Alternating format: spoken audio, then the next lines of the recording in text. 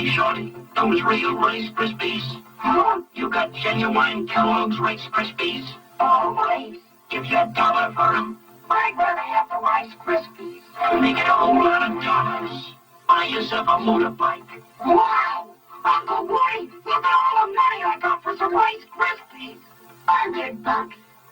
Yes, we don't call you knothead for nothing. I'm gonna get a motorbike. Yes, yes. I'll be right back.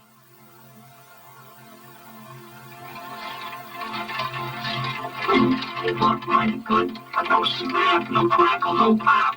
I've been swindled with fake Rice Krispies. Clean up your house, mister, for a quarter of these Rice Krispies. It's a deal. Here you are, knothead. Start saving up for your motorbike. Wow! It's gonna be a rice day. Swindled again.